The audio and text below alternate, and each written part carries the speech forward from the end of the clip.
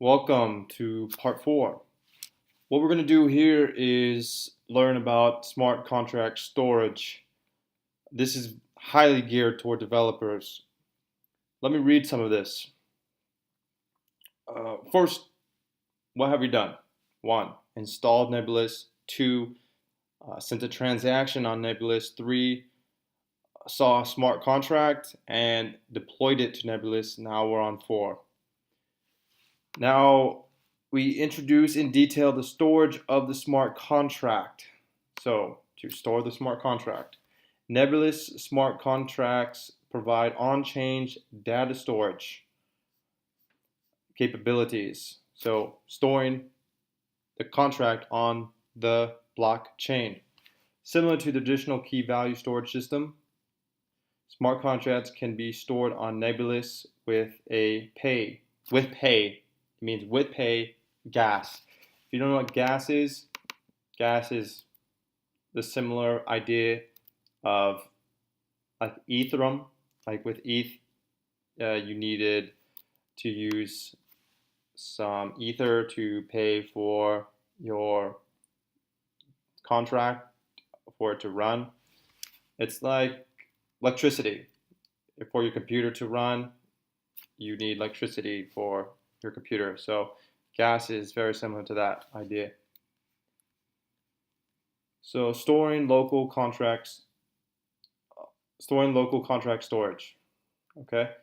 Nebulous smart contract environment has built-in storage object local contract storage, which can store numbers, strings, and JavaScript objects. The stored data can be used in smart contracts. Other contracts cannot read the stored data. Basics.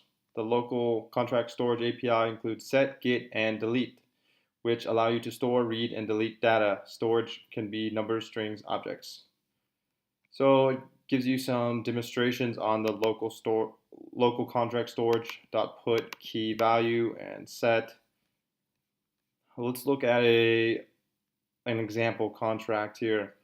So we have sample contract prototype, net function, set function, name, value, argument, name, value, local contract storage .set name, key pair. That's not a key pair. That's like an argument. So storing a string, and so this is the string that gets stored, and the name parameter, right?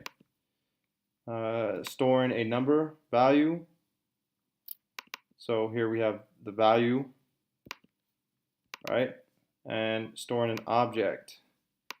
So here's the object. If you're familiar with JavaScript object, so you have the name. It's like a key pair, like a map, really, or a JSON file, right? You have your key, then you have your property, key, and property.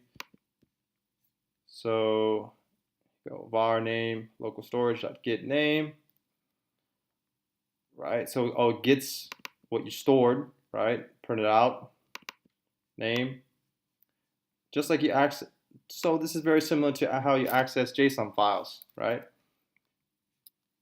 So value, and it's the same way, right? You get the value. This is an object. How you get the entire object plus you stringify the JSON file and put the object inside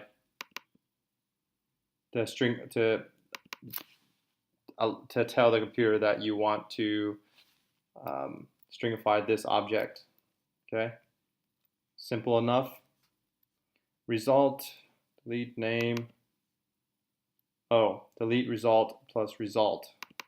Okay, so we're deleting the name. This if we want to delete something. So that is really that's the fundamentals of the smart contract storage. Well, that's it for this tutorial.